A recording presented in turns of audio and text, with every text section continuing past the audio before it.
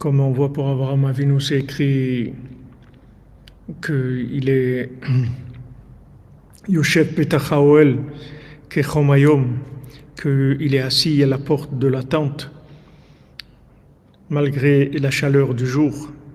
En nos sages, il dit bien que le soleil, il plombe, comme on dit.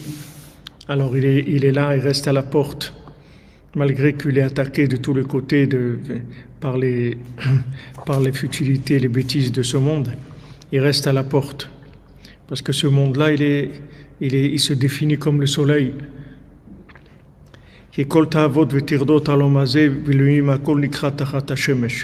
Parce que tous les plaisirs et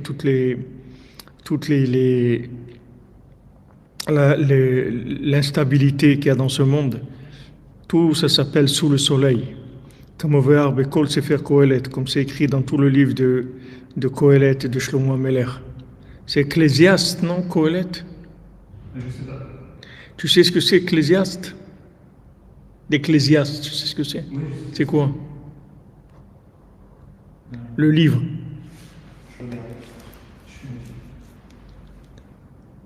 regarde. Tu demandes à Google. Je vais chercher sur la Google. Oui, voilà, on a ici des Baruch Hashem, des dames qui connaissent. C'est l'Ecclésiaste, le Kohelet. Ouais, c'est bien ça, c'est Kohelet. Hein? C'est le Kohelet. Kama Pahamim, combien de fois il dit et Shlomo Ameler, le roi Salomon, Moshkatouv Sham, Maïtron le Adam Bechol Amalo Sheyamol Tachat Hashemesh.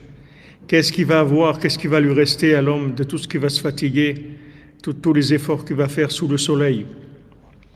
Uktiv Asher Lora et Amaase Ara Anase Tachat Hashemesh. Celui qui n'a pas vu les mauvaises actions qui se font sous le soleil.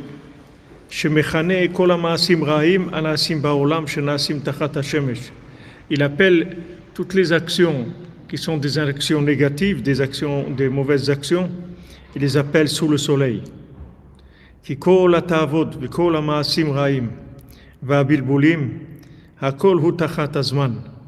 Parce que tous les désirs, toutes les mauvaises actions qu'il y a dans ce monde, tous les bilboulim, tous les troubles, toute l'instabilité mentale, tout ça, ça vient du fait qu'on est sous le temps.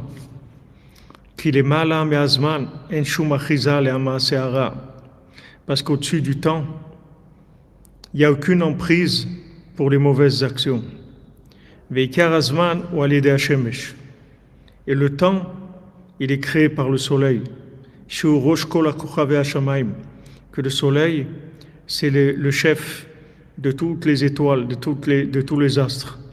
Asher Aliadam, Hashem Idbar Manig et Azman, que avec toutes les astres, Hashem il dirige le temps. Valken Nikra Kol Azman Tachat Hashemesh. C'est pour ça que toute la notion de temps, elle s'appelle sous le soleil. Vesham Daika Naase Meshenaase Baolam. Et précisément sous le soleil, c'est là où il se passe tout ce qui se passe dans le monde. Ma shenitnasa v'nistaref kol echad. Ma shenitnase v'nistaref kol echad. Que chacun il est éprouvé. Im ya'amod keneged ha'maaseh hara.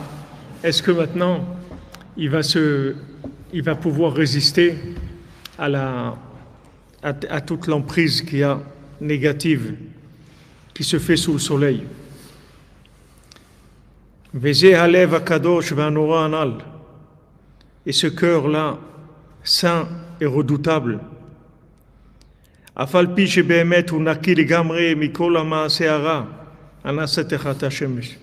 bien que ce cœur, il est entièrement propre, il est entièrement vidé de tout ce qui se fait tout sous le soleil,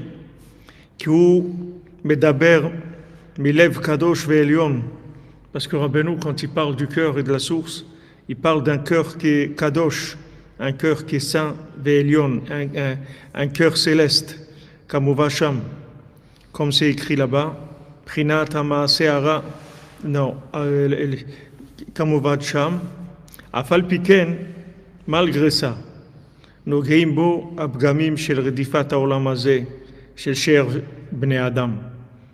Il est touché par les mauvaises actions qui sont faites dans ce monde par les gens.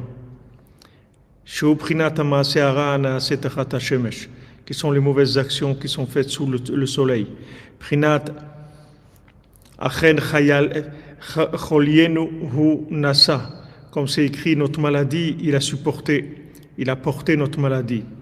בחינת והוא מחולל מפשענו, c'est écrit, il est profané de nos fautes. וזה הלב צועק תמיד אל המעיין, ce cœur tout le temps écrit vers la source. בצעקות נוראות, avec des cris redoutables, והשתוקקות עצום, et un languissement énorme. כי משם חיותו, parce qu'en fait toute sa vie, elle vient que de cette source. וגם זה ההשתוקקות והצעקה אל המעיין, נחשב לחלישות, מחמד שהוא יותר מהמידה. Et même ce cri-là, ce languissement qu'il a vers la source, c'est considéré aussi comme une faiblesse, parce que c'est plus que la mesure qu'il doit avoir. C'est plus que la mesure.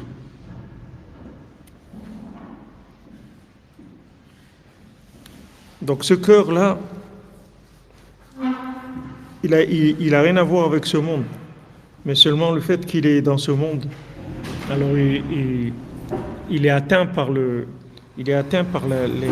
la folie du monde, par les bêtises des gens. Le fait que maintenant les gens ils sont toujours en train de courir vers la consommation, vers toutes les bêtises qu'il y a.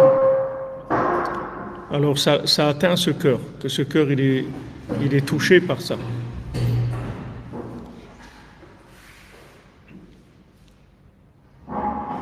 Comme on voit le Baal Shem Tov, il dit que il est décédé à cause de Shevatai Tzvi, du faux Messie. Ça lui a fait 2 trous dans le cœur au Baal Shem Tov. Ça lui a fait 2 trous dans le cœur. C'est-à-dire que comme le cœur il est sensible, donc quand il voit des choses qui sont trop, c'est trop dur à voir. Alors il s'affaiblit. Amen, merci. Chodesh Tov, les cœurs purs s'élèvent vers la source.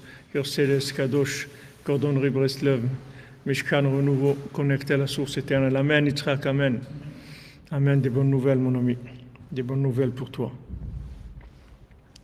Il y a beaucoup de gens qui meurent parce qu'ils voient des choses qui les dépassent.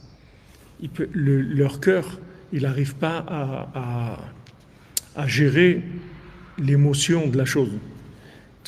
Rabbeinu dit que toutes les émotions elles viennent vers le cœur.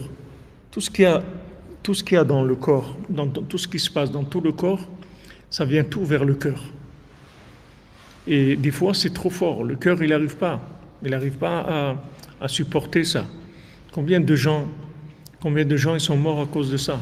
C'est-à-dire qu'ils ont tellement pris à cœur, comme les gens ils disent, mais ne prend pas à cœur. Mais comment il va dire, il va pas prendre à cœur? Qu'est-ce qu'il dit pas prendre à cœur?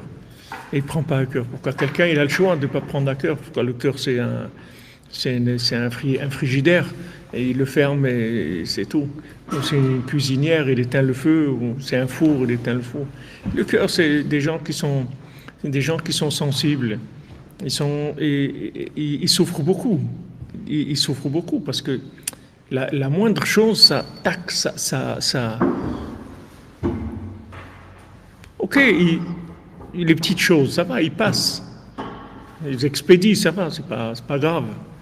Mais il y a des choses qui font mal. Il y a des choses qui font mal, qui font très mal. Il faut faire attention. Il faut prier. Il faut prier beaucoup pour eux. Mais d'un autre côté, tu ne peux pas gérer ça.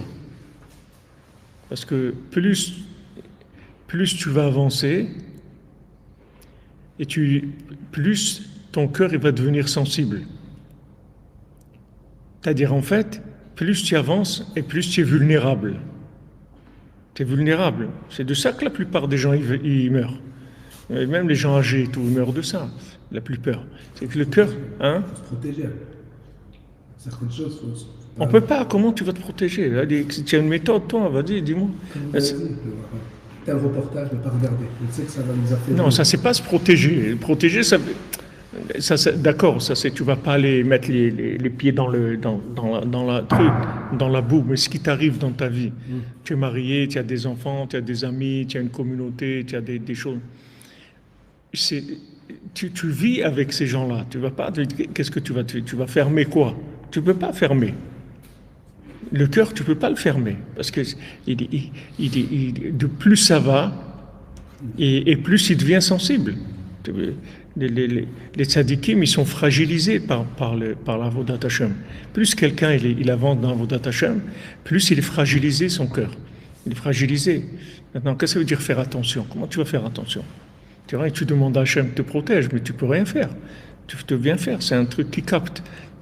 Tu peux rien faire du tout. Quelqu'un il va rien voir. Il va se passer un truc que quelqu'un il va rien voir du tout. Et toi t'as attrapé tous les regards, les trucs. Ça y est, ça t'a complètement retourné. Il y a des fois où il y a de l'imagination. Alors il faut casser, il faut parler pour rétablir les choses, pour pas qu'il y ait. Mais je veux dire, quand tu avances, tu fais. Est-ce que le fait d'exprimer ce qu'on a sur le cœur, justement, en chantant ou en écrivant, de l'exprimer, est-ce que ça, par rapport à ce qu'il enseigne, est-ce que ça libère et ça permet justement de pas trop accumuler cette pression? On dit que ce qu'il y a dans le cœur quand tu l'exprimes, mais surtout les soucis, on dit quand tu as un souci, alors que tu l'exprimes. Tu as un souci dans ton cœur, alors tu en parles, ça te fait sortir un petit peu le souci en communiquant avec les gens. Mais en général, c'est quelque chose c'est un cercle vicieux, c'est-à-dire c'est très difficile parce que tu avances, tu prends conscience des choses. Plus tu prends conscience des choses, plus tu vas commencer à te fragiliser. Tu vois les fous, les trucs, ils marchent, ils voient personne, ils ne se rendent compte de rien, ils n'ont pas de problème. C'est tout. Maintenant, plus tu vas commencer à être conscient, plus tu vas voir que le monde, les scènes, elles vont prendre d'autres ampleurs, dans un autre relief, d'autres dimensions, complètement. Et quelque chose qu'il y a 10 ans, tu ne te serais même pas rendu compte, aujourd'hui, ça va te choquer. Ça va te faire un choc. Et il y a des gens qui meurent de ça. C'est trop pour eux. Une fois, il y a un Breslever, le Rav Tfilinski, à Shalom.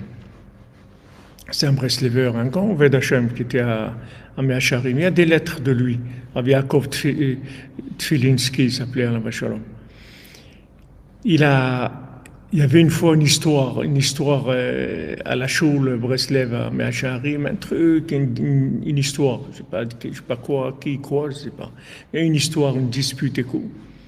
Il n'a pas pu supporter. Il est sorti de la Choule. En face de la Choule Breslev, il y a une petite ruelle là comme ça. Il y a un truc qui va dans le chouk.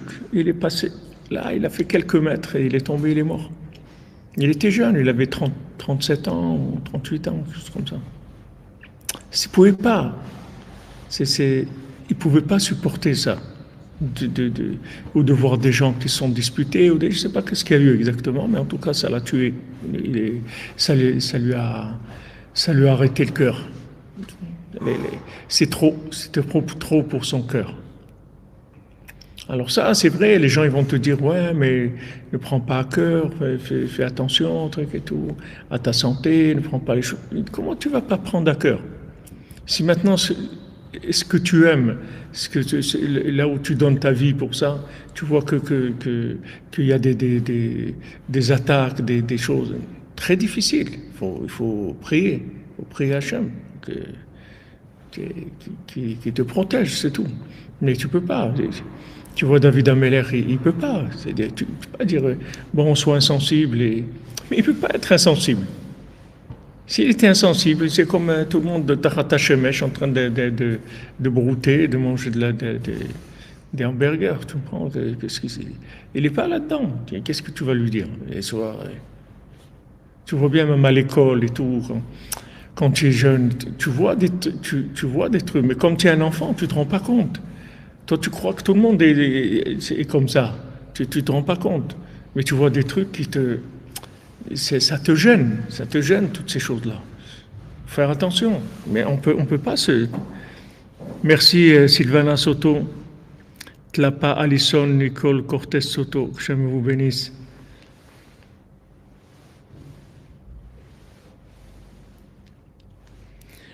Mayan Fega Bat Rivka, Yinon Nachman Ben Rivka, Shlomo Shai Ben Aliza, Bezat Hashem, Kol HaYeshuot.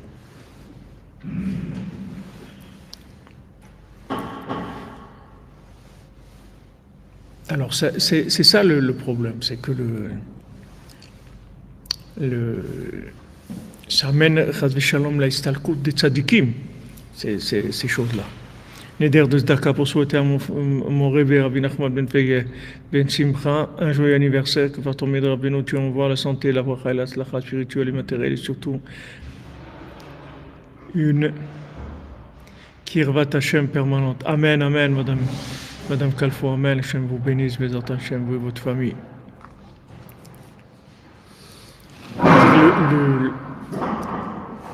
Les tzadikim, c'est écrit Mosif Da'at, Mosif Machov. Celui qui ajoute de la conscience, en fait, il s'ajoute de la souffrance. Plus c'est conscient, plus il commence à souffrir. Parce que tu vois des choses qui sont très très difficiles à gérer. Très très difficiles à gérer. Et les tzadikim, tout ce qui se fait sur terre qui est pas la volonté d'Hachem, ça leur fait mal. Ça leur fait très mal de voir ça. Et ils essayent d'injecter dans le monde de la conscience pour que les gens ils se réveillent, pour que les gens ils avancent, etc. Mais d'un autre côté, ils sont fragilisés par la sensibilité, ils sont très très, très fragilisés. C'est-à-dire qu'ils voient des choses, des comportements, des choses qui sont... Bruchim Abayim, Shalom Aleichem. Bruchim Abayim, Bruchim Abayim. Vous venez d'arriver là? À l'instant, waouh! Mazal Tov, Chodesh Tov. Bienvenue. Bienvenue, bienvenue. Alors c'est pas qu'il vaut mieux être inconscient. C'est pas qu'il vaut mieux être inconscient, parce que si vous êtes inconscient, on n'existe pas. Alors comment on va faire? Si on n'est pas inconscient, on n'existe pas. Et si on est conscient, on se fragilise. Et qu'est-ce qu'on va faire? On n'a pas le choix. On n'a pas le choix. On avance dans la conscience, en sachant qu'on est fragilisé. Et on s'attend à des chocs émotionnels. Et on les gère avec la prière, avec la émouna. C'est-à-dire on gère ça avec la émouna, en demandant à Hachem qu'il nous protège, et en sachant que ce qui se passe, c'est la volonté d'Hachem. Et il a une façon de gérer les choses qu'on ne comprend pas, c'est tout. Mais on ne peut pas éviter ça. Plus vous allez avancer dans la conscience, et plus vous allez devenir sensible. C'est normal, et heureusement que c'est comme ça. Sinon, on avançait dans quoi? Si Rabbeinu lui-même, il dit, je vais vous enlever votre cœur de pierre et je vais vous donner un cœur de chair. Voilà, les gens, ils sont venus maintenant, ils arrivent à Ouman. Pourquoi ils sont venus ici? S'ils avaient un cœur de pierre, qu'est-ce qu'il va faire ici? Qu'est-ce qu'il va faire ici? Il va à la cathédrale Saint-Pierre. Pourquoi il va venir ici? Il n'a rien à faire ici. Pourquoi il vient ici? Pourquoi? Ils n'ont rien à faire, les gens. Il y a Pessah dans 2 semaines, il y a des familles, il y a du travail, il y a des courses, des matzot, du nettoyage, des trucs, il y a plein de choses à faire. Ils n'ont rien à faire. C'est pas qu'ils n'ont rien à faire, c'est que la sensibilité, ça tire, c'est-à-dire ça amène vers des engagements dans des choses. Pourquoi un il vient, l'autre il vient pas? Parce qu'il y en a un qui sent, l'autre il sent pas, c'est tout. L'autre il est plus tachat shemesh, comme il dit ici. C'est-à-dire celui qui est Tachat Hashemesh, plus il est Tachat Hashemesh, plus il vit dans ce qui est dans le temps. Même si c'est dans du bien et tout, mais c'est du bien qui est dans le temps. C'est-à-dire il ne peut pas sortir. Et il y a des gens qui sont sensibles et ils sentent des appels. Ils sentent attends, il faut faire quelque chose, il faut se bouger, il faut aller, il faut des trucs, ils sentent l'appel du tzaddik. Le tzaddik, il appelle le monde entier, Hachem, il appelle le monde entier. Et seulement la sensibilité, c'est le résultat du travail, des efforts de chacun. Chacun, les efforts qu'il fait, d'un côté, ça va le fragiliser. Mais d'un autre côté, cette fragilité-là, c'est sa grandeur. C'est sa grandeur. Tu vois, Rabbi Nathan, il est là où il est, tu vois que toute sa vie, il a été malade. Il a été malade de l'incompréhension. Il a été malade de ne pas comprendre le monde. Il est mort de ça, Rabbi Nathan. Quel âge il avait? 65 ans, Rabbi Nathan. Il est mort des intestins. Les intestins, c'est le maladie des tzadikim. Et pourquoi? Parce que ça leur fait mal au ventre. C'est-à-dire, ils souffrent de voir Alors, Rabbi Nathan, il se remettait en question tout le temps. Il disait, c'est pas ça. Bien qu'il était un grand érudit de Torah, qu'il était dans le monde de la Torah, mais il y a quelque chose qui n'allait pas. Il sentait qu'il y avait quelque chose qui n'allait pas. Ça ne marchait pas. Il y a quelque chose il manquait quelque chose dans ce monde-là. Pourtant, il était chez les plus grands érudits de la planète. Et Rabbi Nathan, il faisait partie, son beau-père, c'était un très grand rave, et lui-même, c'était un très grand érudit. Mais à Falpiken, il sentait qu'il y avait quelque chose qui n'allait pas. Mais cette sensibilité-là, tu ne peux même pas parler avec quelqu'un, parce que si tu parles avec quelqu'un, il va te prendre pour un fou. Tu ne peux pas parler avec quelqu'un. Tu vas lui dire, mais il n'y a pas quelque chose qui ne va pas là, comme le fils du rab. Son père lui dit, mais qu'est-ce que tu as? Qu'est-ce que tu as? Voilà, tu étudies jour et nuit, tu es un tzaddik, qu'est-ce que tu veux? Il dit, il manque quelque chose. Il dit, qu'est-ce qui te manque? Son cœur, il souffre, il y a quelque chose qui manque. Il y a quelque chose qui manque. Rabbi Nathan, il était comme ça jusqu'à qu'il a trouvé Rabbeinu à l'âge de 22 ans. Mais depuis que Rabbi Nathan, il a commencé à être conscient à l'âge de 6 ou 7 ans, qu'il a commencé à se poser des questions, jusqu'à l'âge de 22 ans, c'était de la souffrance. Après, il a connu Rabbeinu 8 ans, c'était de la souffrance parce qu'il était incompris par sa famille, par sa femme, par son beau-père, par son père. Tout le monde était contre lui quand il s'est rapproché de Rabbeinu. Tout le monde était contre lui, il a souffert. Il a vécu 8 ans avec Rabbeinu. Après, voilà, depuis l'âge de 30 ans jusqu'à l'âge de 65 ans qu'il est parti, c'était la souffrance des attaques de tous les opposants qui voulaient le tuer, et son imprimerie qui lui ont fermé, après il rouvrait, il refermait l'imprimerie, et la pauvreté, la persécution. C'était très très dur, c'était des vies très très dures. Mais c'est des hommes qui avaient une sensibilité énorme. Cette sensibilité, elle te fragilise. C'est-à-dire que ça rend dépressif la personne, la sensibilité. Parce que ça te fait des chocs. C'est-à-dire que tu sens des choses, ça te choque. Rabbi Nathan, il était choqué de voir ces persécutions-là de gens qui étaient des tzadikim, des gens qui étaient des rabbanim, des grands rabbanim et tout. Il a été choqué de ça. Il a fait ce qu'il avait à faire. Il ne s'est pas arrêté. Ils n'ont pas découragé ni rien, mais ça l'a. Sauf, il est mort de ça, c'est-à-dire de la douleur de toute cette vie-là, tellement difficile. Une vie d'accouchement, de tout ce qu'il a eu, de tout ce qu'il a écrit, de tout ce qu'il a fait pour Rabbeinu. Et tout ça, c'était très, très difficile à faire. Et tu n'as pas le choix, c'est-à-dire tu avances, tu deviens plus sensible. Tu deviens plus sensible, tu captes des choses.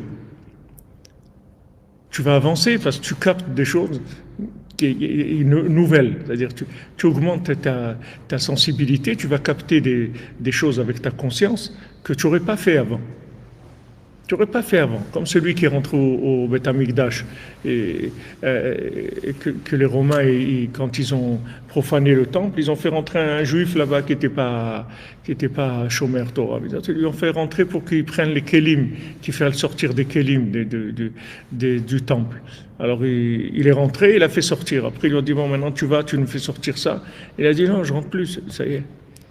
Ils lui ont dit, mais si tu rentres pas, on va te tuer. Et il dit, tuez-moi, mais moi je rentre plus, c'est fini. Parce qu'il est rentré. Quand lui, il était comme ça, inconscient, foufou, ah ouais, pas de problème. Il est rentré, quand les gens viennent chez Rabbeinu. Il y a des gens, ils viennent ici, tu vois, ils viennent et foufou comme ça. Ouais, Rabbi Nachman, Rabbi Nachman, après il prend un truc, il part, tu vois, il marche plus de la même façon. Il marche plus de la même façon. Et une fois, un Américain, il a raconté, il est venu ici, et il est arrivé j'ai eu le même maasé, quelqu'un m'a raconté il y a 2 semaines à Machane Yehuda à Jérusalem, un maasé domé. Mais ça, c'était un Américain, il est arrivé ici, il a demandé à Rabbeinu, il a dit, voilà, moi, une chose, moi, je vais arrêter de fumer, c'est tout. Ah, je te demande, voilà, Rabbi Nachman, maintenant, devant toi, tu fais le neder, j'arrête de fumer. Ok, alors il a arrêté de fumer, Rosh Hashanah, tout ça, tac, tac, il est parti. Maintenant, il arrive à l'aéroport de Kiev pour repartir. Ça y est, il commence à craquer, tout ça, il n'arrivait plus à tenir. Alors, il demande à un Ukrainien, il dit, please, et tout, vous n'avez pas une cigarette et trucs. Alors, l'Ukrainien lui répond, lui dit, mais tu n'as pas dit que tu n'allais plus fumer? Un Ukrainien lui dit ça. Il a vu ça, il a un pachad. Il a un pachad. Attends. On n'est pas en train de jouer, là. Tu es venu chez le sadique, tu as dit ça. Attention, on ne joue pas. On n'est pas en train de jouer, on fait comme... ok, je peux pas, j'ai truc et tout. Ok, tu t'es engagé, sache que c'est enregistré cet engagement-là. Là où tu vas aller, il y a pas, ça y est, tu peux plus bouger. C'est-à-dire quand Rabbeinu te prend, ça y est, tu vois que tu as un... C'est pas un GPS, c'est juste indicatif. C'est un GPS qui conduit la voiture aussi. C'est comme les Google, la voiture Google, c'est-à-dire le GPS en même temps il te donne et en même temps il te conduit en même temps. Donc la conscience d'un côté c'est quelque chose d'extraordinaire, mais d'un autre côté ça fait souffrir. Donc ça c'est le cœur, ce cœur-là qui est brûlé par le soleil, il est brûlé aussi par l'intensité de ses languissements pour la vérité. C'est-à-dire, il languit tellement la vérité, il a tellement envie de se rapprocher d'Hachem, tellement envie de se rapprocher de la source, de se rapprocher de la conscience, que ça même, ça l'affaiblit. Parce qu'il veut trop, il veut tellement que ça lui fait une faiblesse. Avalikar menuchat alev ou be'et sheba tzipor gadol pores kenafav. Maintenant, quand est-ce que le cœur il se repose un peu? C'est quand il y a un grand oiseau qui vient et qui étend ses ailes. Et à ce moment-là, il a du repos du soleil. Maintenant, même quand il a du repos, et son repos, c'est pas un repos où il se détourne. Pendant ce repos, il continue à regarder vers la source. Il lâche pas. Seulement, il est en mode de calme. Il est plus calme, mais il n'arrête pas. Il se calme. Il y a les ailes de l'oiseau qui cassent l'intensité, mais tranquille. Merci, Madame Saïd. Merci. Jamais vous bénisse Chodesh Tov pour vous et votre famille, Bézat Hashem. Régis Romain, j'ai dit tout à l'heure comment gérer cette sensibilité. C'est très difficile. Il faut prier, il faut demander à Hachem qu'on puisse développer notre conscience et que ça ne nous fasse pas du mal, cette sensibilité-là. Alors même quand le cœur il est en repos, en mode repos, parce que l'oiseau il le protège de la chaleur du soleil, là aussi il regarde la source. Donc maintenant, il dit ça, on peut faire allusion avec ce qui est écrit dans la Torah 78 dans l'écouté Moran,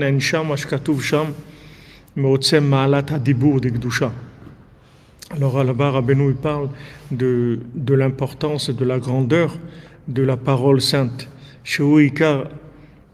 Achiyut, chez Prinat, il malné kalferea de Nashvin al-Liba, Aveliba ou Kol Gufa. Donc, comme on a dit hier, que maintenant, nos sages ils disent s'il n'y avait pas les canphéréas, c'est-à-dire les ailes des poumons qui soufflaient sur le cœur il aurait brûlé le corps entièrement. Mais voir chez les familles Malev, Boer, la Shemidbar, Meod. Là-bas, Rabbeinu dit que des fois, le cœur, il brûle vers Hachem très très fort. Avalhu yoter midai, mais c'est plus que ce qu'il faut.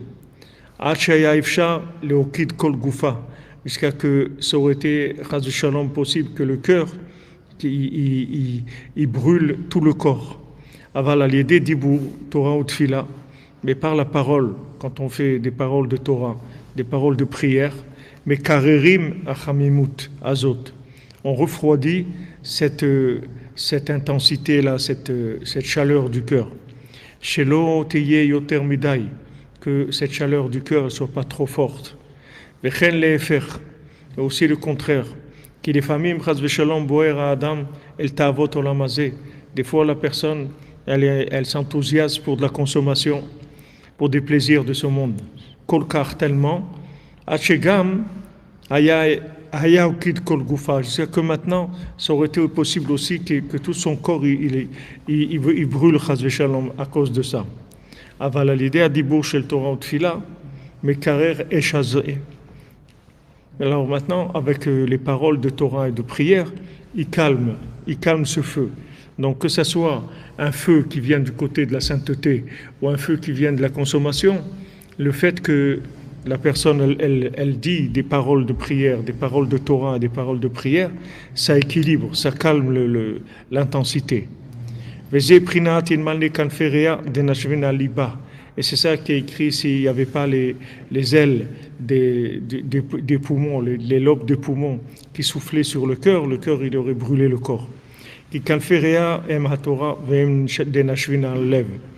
Parce que les canphéréas, les lobes des poumons, c'est la Torah. La Torah, il y a 5 lobes dans les poumons, comme les 5 livres de Torah et les 5 livres des psaumes aussi. Et eux, ils souffrent sur le cœur. Il est atzilo mipnei atavera, pour le sauver de la tavera, c'est-à-dire de l'embrasement. Ou kanferea shem dibur Torah utfila shinkrain kenafaim.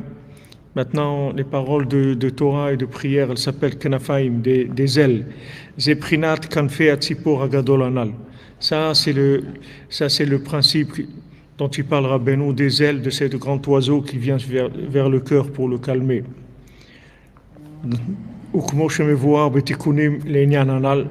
Et c'est écrit dans les tikkunim, comme ça, dans Tikkun Zohar, chez Katav Sham, il malé kanferea de nashvin aliba aveliba au kod kol gufa. S'il n'y avait pas les ailes des poumons, c'est-à-dire qui soufflaient sur le cœur il aurait brûlé tout le corps. Chez Visham, alzea pasuk, vayu akeruvim pour se kanafaim, à la caporette, caporta d'alivda. On voit que dans le temple, les chérubins, alors ils avaient les ailes. Maintenant, ces ailes-là, elles bougeaient sur le caporet, c'est-à-dire sur le rideau qu'il y avait. Alors maintenant, qu'est-ce que c'est le caporet? Il dit c'est le cœur. C'est-à-dire c'est les deux oiseaux, en fait, avec leurs ailes, ils refroidissaient l'intensité. Donc on voit que les lobes des poumons qui souffrent sur le cœur, chez Mprinat Dibouré à Torah et Tfila, qui sont les paroles de Torah et Tfila, Mprinat Katve Kanfe Akruvim. Ça, c'est le principe des ailes des chérubins. Chez Tsipurim, qui sont des Tsipurim, des oiseaux.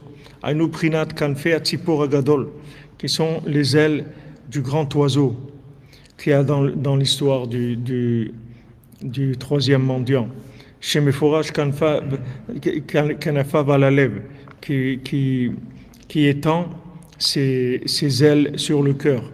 Ou Matsilo Misrefat Redifat Hashemesh, et qui le sauve de l'embrasement du soleil. Donc, l'embrasement du soleil, il a deux aspects. Comme Rabbeinu dit que par exemple, quand tu dors, alors tu as froid. C'est-à-dire que tu as besoin de te couvrir avec une couverture. Pourquoi? Parce que quand tu dors, ton cerveau il tourne pas. Comme il tourne pas, il n'y a pas de chaleur dans le corps. Parce que la réflexion, le fait que ton cerveau il tourne, ça amène de la chaleur dans le corps. Dans le soleil, c'est le principe de la chorma. Rabbi nous dit dans la Torah que c'est une de la chorma. La chorma, ça amène de la chaleur dans le corps. Alors quand tu vas loin dans la chorma, alors ça va t'amener un enthousiasme qui va être très difficile à gérer. Très difficile. Tout le tikkun הכללי aujourd'hui pour Rosh Chodesh Nissan et le centre du Tzadik Yesod Olam, Nachon Lobé encore Chokhma Ben Nachman Pege. Merci Madame Kalfon.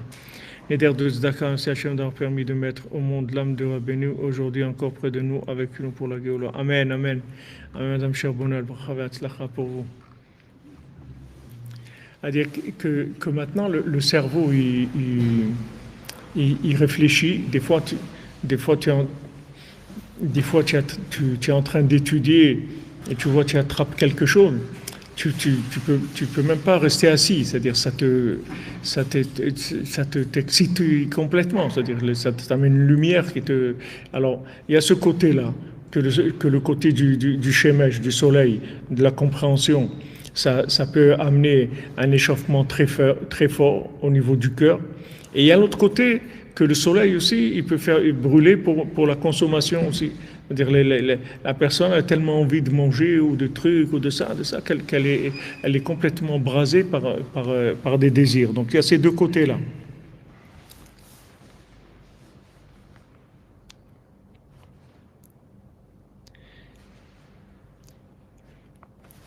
Donc on voit que les ailes des poumons, ils soufflent sur le cœur et ils le calment.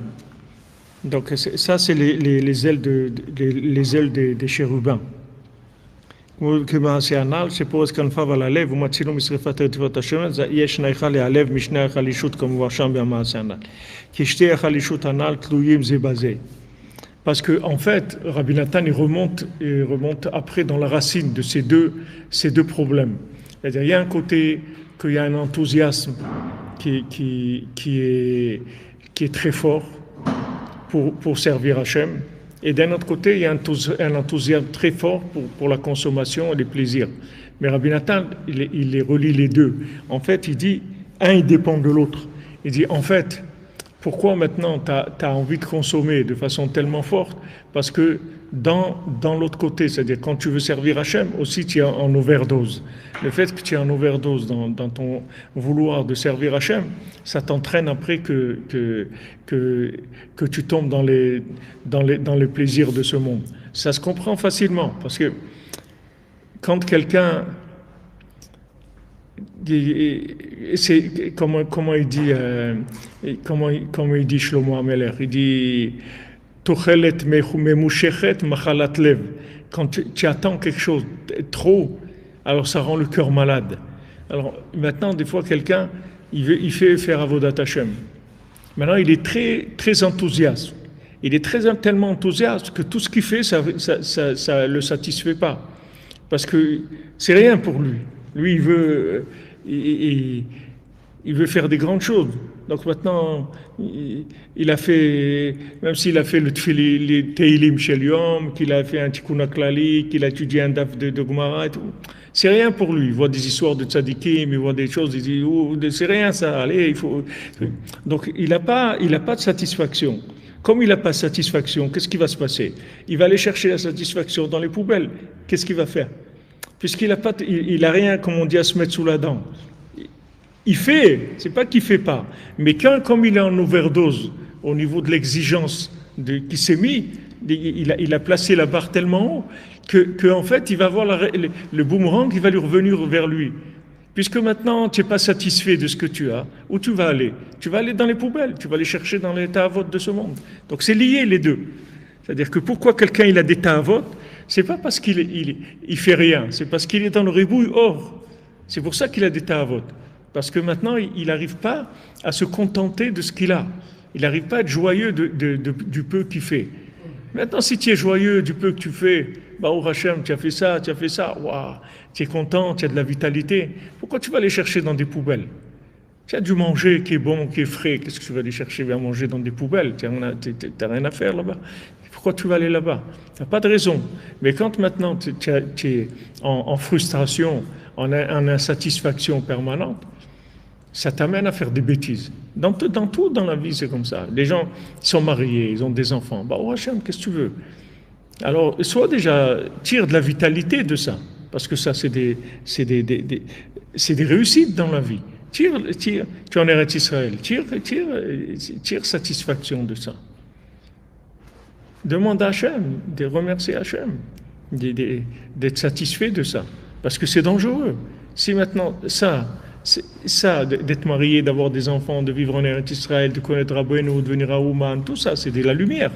Si maintenant tu n'es pas satisfait de ça, alors c'est dangereux parce que ça, après ça t'amène dans des bassesses. C'est-à-dire que tu vas chercher regarde tous ces gens-là, tous ces scandales que tu vois dans le monde, dans les mœurs et tout, chez ces gens riches et tout.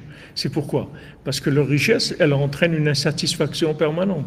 C'est-à-dire ils sont tellement riches qu'ils arrivent à un degré d'insatisfaction, de frustration insupportable.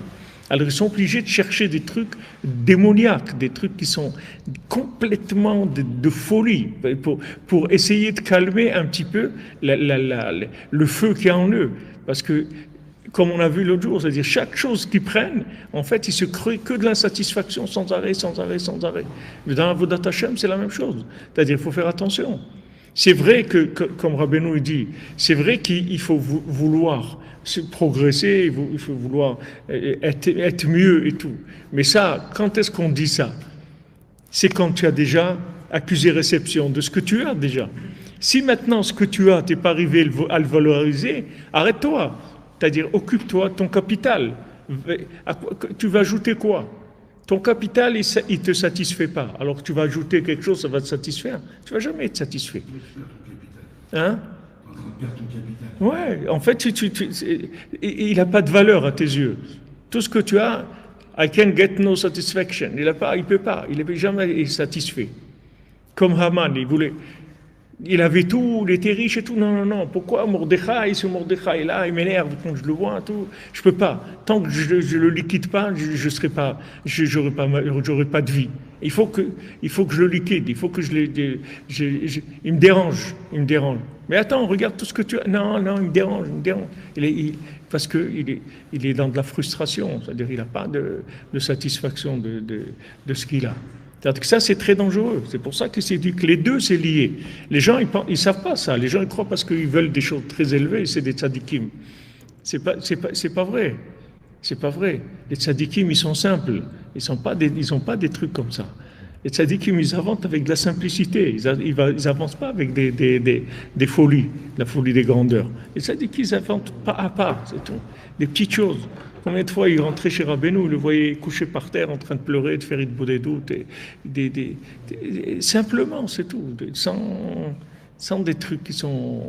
Et quand il est arrivé à des grandes choses, il est arrivé par une progression, pas par du feu qui dépasse la norme. Merci Didier Anidja, Chodesh Tov, mon ami Chodesh Tov, et Zivug Hagun pour toi, Bezat Hashem. Voilà, merci Rigui, notre ami, notre scribe. Et Haman vit que Mordechai ne fléchissait point le genou, ne se prosternait point devant lui, il fut rempli de fureur. Voilà, exactement. C'est-à-dire ça le mettait en colère.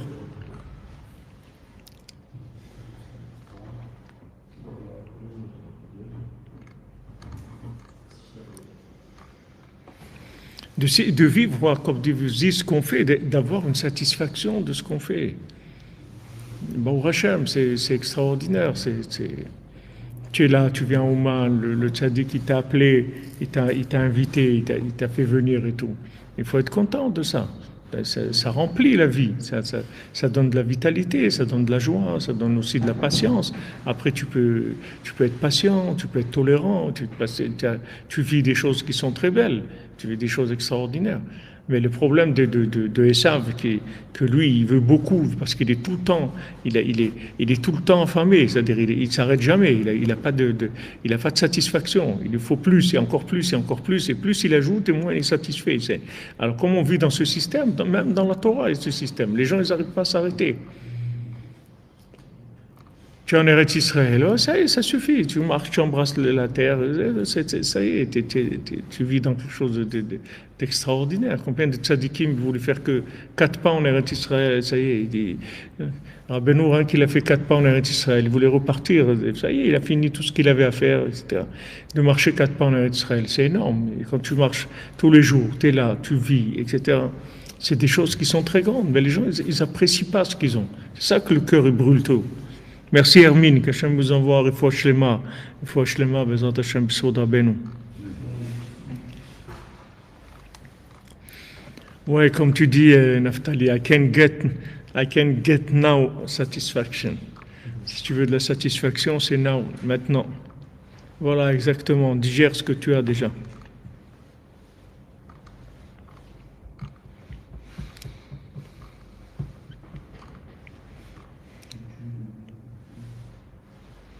Shalom, shalom, Alain Boisvert. Shalom, tous les Hoshlaga. Je ne sais pas qui c'est les Hoshlaga. Je sais pas c'est quoi Hoshlaga. Vous savez ce que c'est? Hein? La personne qui sait. Ce que c'est les Hoshlaga. Donc il dit que Achalishut Tluim Zebazé. Les deux faiblesses, elles dépendent l'une de l'autre. Ki machmat she'Hashem Eshem ta'avot olam hazeh שרודפים אחר הלב ושורפים אותו מחמד זה, גם הצעקה והשתוקקות שהלב צועק ושתוקק למעיין, הוא גם כן חוץ מהמידה. C'est-à-dire que le fait que tout ce qui vit, le vit en dehors c'est démesuré. Il est démesuré dans sa consommation, il est démesuré dans sa avodat Hashem aussi. ונחשב גם כן לחלישות. Et c'est considéré aussi comme une faiblesse. Alors quelqu'un va dire, mais attends, mais quoi, si je veux des grandes choses, si je suis enthousiaste pour des grandes choses, si je suis enflammé pour des grandes choses, alors ça veut dire que c'est pas bien. Il dit non, ça s'appelle une faiblesse. Ça s'appelle de la faiblesse, ça. Parce que quelqu'un qui est fort, il va pas vers des grandes choses. Il fait ce qu'il peut faire, c'est tout. Maintenant, il peut faire ça, il le fait. De là, il avance, c'est tout.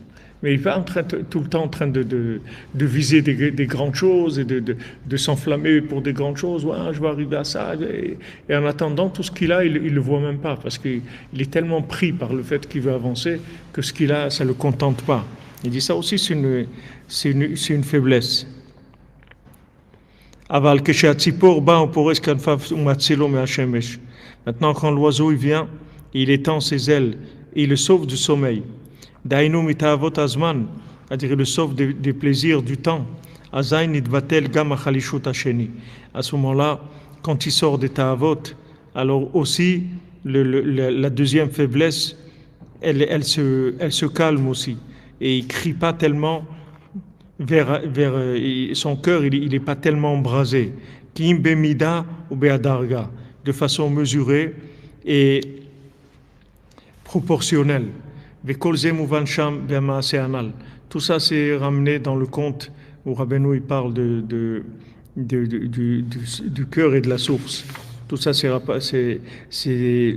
le mendiant, le troisième mendiant qui bégayait. Shematri le daber mishte chalishut. Rabbeinu au début il parle des deux faiblesses. ואחר מבאר שיש נייך להלב כשהציפור בא ופורס כנפיו ומצילו משרפת השמש ואז נייך להלב. C'est-à-dire au début, Rabbeinu parle ces deux faiblesses-là, de la consommation et du languissement exagéré. Et après, il vient l'oiseau et il étend ses ailes et il le calme. C'est-à-dire que l'équilibre, il va se faire avec la parole. En fait, la parole, elle va équilibrer. Tu vois, la parole, elle est faite avec de l'eau et du feu. La parole, elle est faite avec de la chaleur qui sort du corps et de l'eau aussi. Il y a dans la parole. C'est-à-dire, dans la parole, il y a les deux systèmes. Il y a le système du chauffage et il y a le système du radiateur qui refroidit aussi. Il y a les deux ensemble. Il y a le feu et l'eau dans la parole. Donc, quand quelqu'un maintenant, il a beaucoup envie d'arriver à des niveaux très hauts et brûle beaucoup pour Avodat Hashem. Ou bien, s'il brûle pour de la consommation, la réparation pour les deux, c'est la même chose. C'est la parole dans la Torah et dans la Tfila. Qu'en plus tu vas dire des paroles de Torah et Tfila, plus tu vas équilibrer l'eau et le feu. C'est-à-dire que le feu, il va se calmer. Et tu vas ressentir une satisfaction parce qu'en fait, tu vas commencer à avoir de la vitalité. Donc tu vas être moins pris par des choses délirantes. Des gens, il leur faut des trucs délirants. Tu vois des gens qui font des sports extrêmes, des trucs, il leur faut des choses très très fortes. Parce que des choses standards et tout, ça leur fait rien. Parce qu'ils sont brûlés dans leur... Ils sont brûlés, ils ont brûlé tous les standards et ils sont obligés d'aller vers des choses dangereuses. Ils sont obligés de risquer leur vie et tout parce qu'il n'y a que ça qui leur donne un petit peu de vitalité en prenant des risques énormes dans du sport ou dans des choses. Ces risques-là, ça leur donne un petit peu de vitalité. Mais ces risques-là, c'est la mort, c'est la consommation à l'extrême. Les sports extrêmes, c'est la consommation poussée à l'extrême. C'est-à-dire, c'est même plus de la nourriture ou de l'argent ou des trucs. C'est des trucs qui frôlent la mort. C'est ça il vit avec ça. Il s'approche juste à côté de la mort. Et quand il est sauvé, alors ça va. Il se sent bien. Ça lui donne un petit peu de vitalité. Regardez jusqu'où les gens ils arrivent. Donc ces deux faiblesses-là, elles viennent de la même racine. ולכאורה אינו מובן איך ניצול הלב מחלישות השני של ריבול והשתוקקות על ידי פריסת כנפיים של הציפור. Maintenant, il dit Rabbi Nathan, a priori, on ne comprend pas comment le cœur il est sauvé de la deuxième faiblesse, c'est-à-dire du languissement qui vient avec l'oiseau qui étend ses ailes. הלא כנפי הציפור אינם מגינים כי אם כנגד השמש כמבואר שם. Parce que les ailes de l'oiseau, en fait, elles protègent du soleil. Mais d'après ce qu'on a dit, on peut répondre à cette question-là. Parce qu'un dépend de l'autre. Alors, c'est-à-dire, quand l'oiseau, en fait, il va protéger du soleil, c'est-à-dire il va faire de l'ombre. C'est-à-dire il va faire de l'ombre sur en fait la consommation. Il va calmer un peu la consommation dans la personne. C'est-à-dire que maintenant la parole de Gdusha, de Torah et de Tfila, Magen ala lev, merdifat alamazé. Quand quelqu'un il dit des paroles de Torah et de Tfila, ça protège le cœur de l'hyperconsommation. C'est-à-dire il est protégé de l'extrême dans la consommation. À ce moment-là, ça va annuler aussi le fait qu'il se languit de se rapprocher d'Hachem d'une façon qui dépasse la mesure.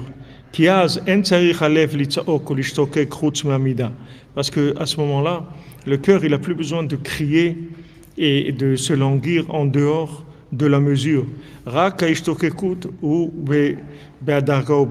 Maintenant, son languissement, il se fait de façon mesurée et graduelle.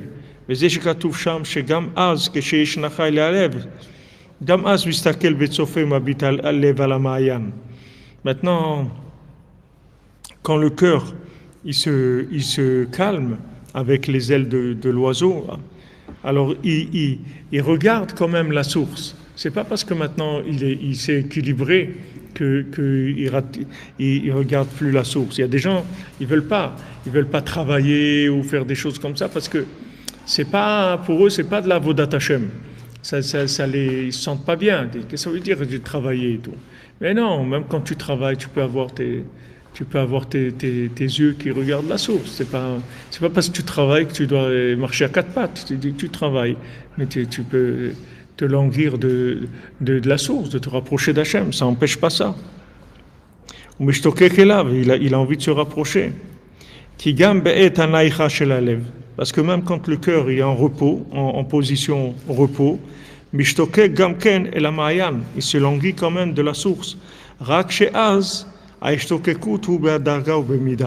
Mais la différence, c'est que maintenant, son languissement, il est de façon équilibrée, il est mesuré et Be'adaga, c'est-à-dire il avance de façon graduelle. Pourquoi? Parce que maintenant il se tranquillise avec l'oiseau, ça va le calmer de la consommation de ce monde. Donc on voit ici ce qu'il dit Rabbi Nathan, c'est extraordinaire, c'est-à-dire qu'en fait le déséquilibre spirituel, le déséquilibre mental, c'est-à-dire quand la personne elle a des folies, des grandeurs dans la Avodat Hashem et tout, en fait ça vient des déséquilibres qu'il y a dans la consommation. C'est-à-dire qu'il dit que si tu calmes la consommation, alors tu vas calmer aussi le côté de spirituel. C'est-à-dire que ça vient d'un déséquilibre dans le rapport avec les désirs de ce monde. Plus tu vas calmer les désirs de ce monde, plus tu vas calmer aussi le côté extrême, exagéré dans Avodat Hashem, et donc le manque de satisfaction. Donc tout ça se fait avec la parole. C'est-à-dire plus tu dis des mots de prière, des mots d'étude, et plus tu vas t'équilibrer en fait. Tu vas équilibrer cette notion-là du soleil. Mais on est tous en pris à ça, parce qu'on est Tachat Hashemesh, on vit tous sous l'égide du soleil. Le soleil, c'est le chef de tous les astres. C'est-à-dire, c'est lui qui dirige le monde. Donc tout le monde est naturellement déséquilibré. C'est la nature d'être déséquilibré. Tu vois plein de gens qui sont déséquilibrés, qui vivent des choses qui sont très fortes dans beaucoup de domaines. Et l'équilibre, c'est la perfection. Quelqu'un qui arrive à s'équilibrer, il arrive à la perfection. L'équilibre, c'est la perfection. Alors que dans le monde, la perfection, c'est l'extrême. Ils ont le livre des records. Celui-là, il a le record, il a mangé 20 kilos de pommes de terre en 2 heures. L'autre, il a sauté des trucs. L'autre, il a fait ça. C'était toujours chercher des records, des choses grandes. Alors que la chose la plus grande qui est, c'est l'équilibre. Il n'y a pas plus grand que l'équilibre. C'est la perfection, l'équilibre. Même dans la prière, Rabbeinu dit, Abraham Avinu, on l'appelait Har, Yitzhak et Sadé, il est sorti dans le Sadé, et Yaakov, c'est la maison. Il appelle la prière la maison. Beti, Betefila, Karel, Kolahamim. Ma maison, c'est une maison de prière pour tous les peuples. Le fait que maintenant, il est arrivé à ce que la prière, elle était au niveau de la maison, c'est-à-dire que il est sorti de la prière, de la folie des grandeurs. Il y a des gens, ils ne peuvent pas prier pour, comme il dit Rabbeinu Rabbi Nathan. Qu'est-ce qu'il y a? Tu ne peux pas prier pour des lacets de chaussures. Il dit, tu n'as pas de lacets de chaussures. Pourquoi tu ne pries pas pour avoir des lacets de chaussures? Rabbi Nathan, il était choqué. Il dit, alors pour des lacets de chaussures, on ne prie pas. C'est-à-dire, la prière, c'est que pour des trucs mystiques. Non, là, c'est que tu as besoin de choses de chaussures. Tu as besoin d'acheter un œuf. Tu pries, tu pries. Quand tu arrives à ce niveau-là, que tu pries pour des choses qui sont tellement simples, ça veut dire que tu es équilibré. Parce que tu vois, ta prière, elle est rentrée dans la maison, c'est-à-dire elle est rentrée dans quelque chose d'équilibré. Ce n'est pas que des choses qui dépassent. Une chose simple de la vie de tel jour. Tu arrives à prendre conscience que la moindre petite chose, elle a une valeur.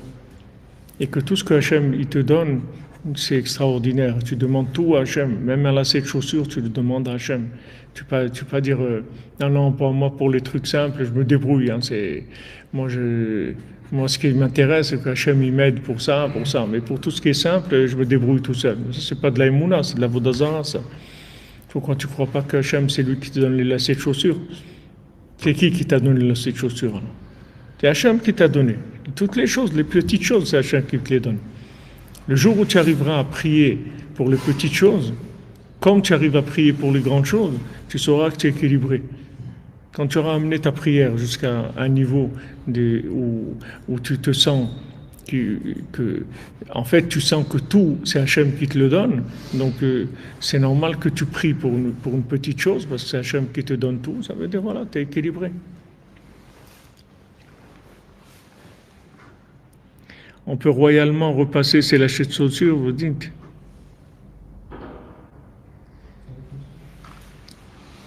Voilà, exactement.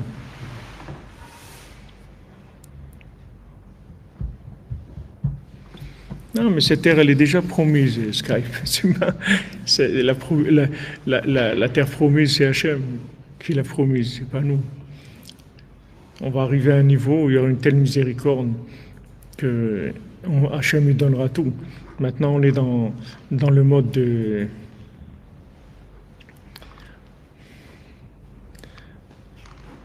Dans le mode de miséricorde, dans la mendicité, c'est tout. Il faut s'apprendre à demander tout à Hachem.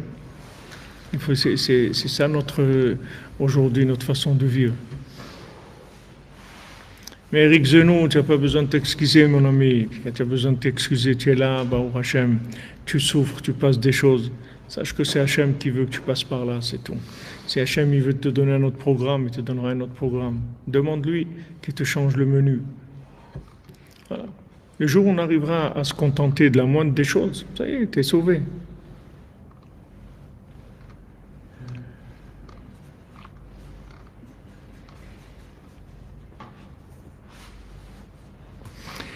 Oselaga, c'est la terre des âmes de Montréal. Alain Boisvert, il faut que tu m'apprennes des choses, hein, parce que je connais pas ces choses-là. Voilà, c'est-à-dire que, tu vois, quand chaque chose, elle a une valeur, c'est pas rien. Tu vois dans les gestes des gens. Tu vois, ma grand-mère, elle est à Shalom, quand elle prenait un verre, ou une fourchette, ou une cuillère, c'est pas comme quelqu'un aujourd'hui qui prend. Tu vois que quand quelqu'un aujourd'hui prend un verre, tu vois que ça n'a pas de valeur. Tu vois que ça n'a pas de valeur. Même les livres de prière, tu vois, des gens, ils finissent la prière, il prend le livre, il fait comme ça, il le pose pas, il fait comme ça, tu vois, il jette le livre sur la table, il ne le jette pas par terre, mais il fait comme un geste comme ça. Il y a des gestes qui, tu vois, les gestes des gens, tu vas voir comment ils considèrent la chose. Et par contre, tu vas les voir prendre des billets, tu vas voir que les mains, comment elles prennent l'argent, tu vas voir ça a beaucoup de valeur pour lui. Alors qu'il y a des gens, ils prennent l'argent très légèrement dans leurs mains. Le geste, il est léger. Il agrippe pas. Tout ça, c'est des réflexes de l'homme, que ça se voit dans le comportement de l'homme. Les gens, on est tellement blasé de plein de choses. Il y a beaucoup de choses qui sont rien pour nous. Ça donne pas de la satisfaction. Il n'y a pas de respect pour la chose. Alors ça fait brûler. Ça brûle. La personne, elle est brûlée en fait. Mais si tu te calmes pas, où tu vas aller? Où tu vas aller si tu te calmes pas? Et tes enfants aussi, qu'est-ce qu'ils vont voir de toi? Il faut se calmer. Il faut calmer le jeu. Il faut commencer à apprécier les petites choses qu'on a. Merci mon Dieu. Merci mon Dieu. Merci pour ça. C'est difficile. C'est très difficile parce que on est dans ce monde pour avancer. On n'a pas beaucoup de temps. On veut atteindre des niveaux. On veut beaucoup. Mais il faut savoir que tu as le droit de vouloir. On dit comme ça à Breslev. On dit qu'est-ce que c'est un Breslev? C'est quelqu'un qui vise les niveaux les plus élevés et qui se contente des niveaux les plus bas. C'est ça un Breslev. C'est-à-dire il vise d'arriver, mais il se contente des niveaux les plus bas. Il va pas, parce qu'il est en bas, il ne va pas commencer à râler, à s'énerver. Il ne va pas râler, il ne faut pas râler. Ce que tu as, Baruch Hashem. Baruch Hashem. Tiens, un petit peu c'est bien, Rabbi nous l'a dit, un petit peu c'est bien. Voilà, Rabbi Nathan lui-même, il est passé par là. Il n'étudiait pas. Il était au Beth Midrash toute la journée, il n'étudiait pas. Parce qu'il voulait étudier beaucoup.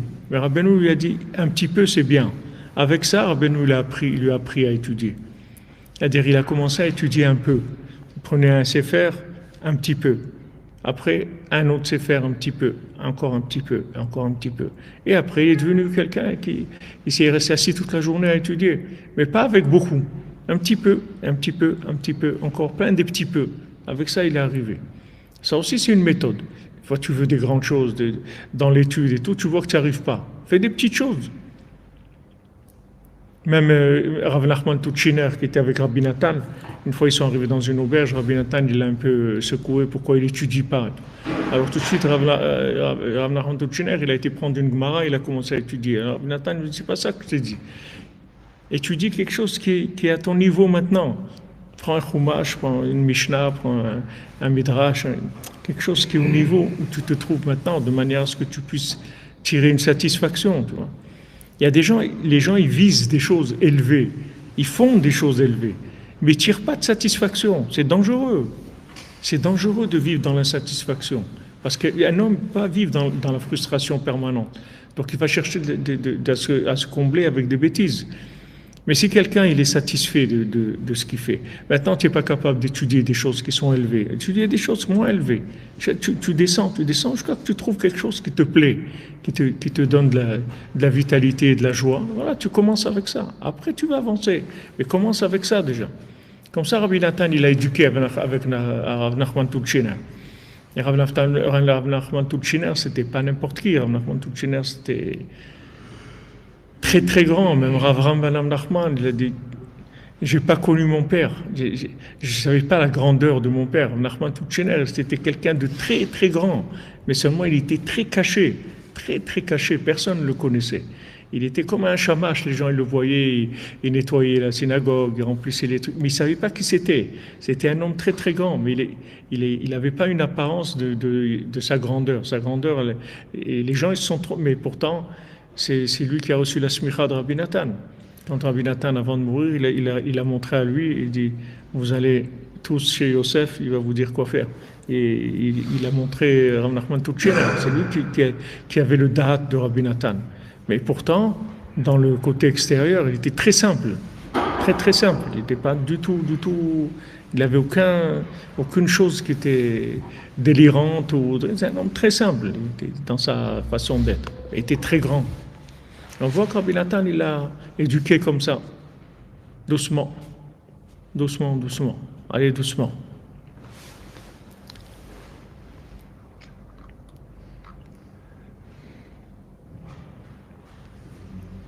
Voilà, accessible.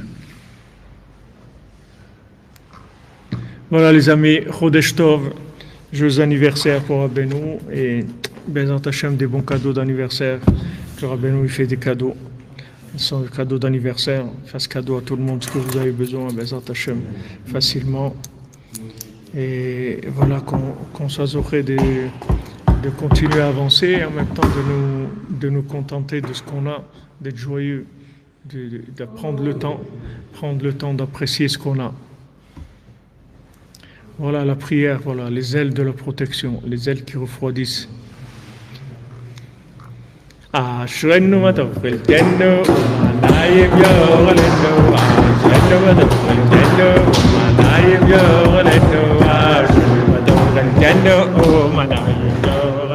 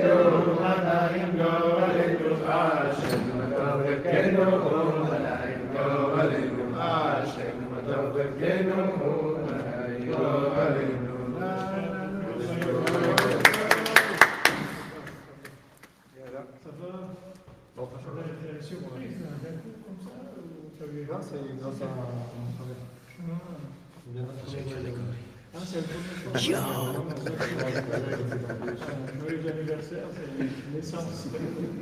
la naissance du projet. des bonnes choses. Amen. Donc, voilà, on va commencer la tefila dans un moment, de prier. Je sais pas si vous avez revoir parce qu'on part quand tu pars on part à 8h30. À 8h30 au matin, on est là. Vite, tu restes jusqu'à dimanche? Non, on part tout à l'heure. Amen, amen. Merci les amis, merci. Merci à vous. Kodesh Tov.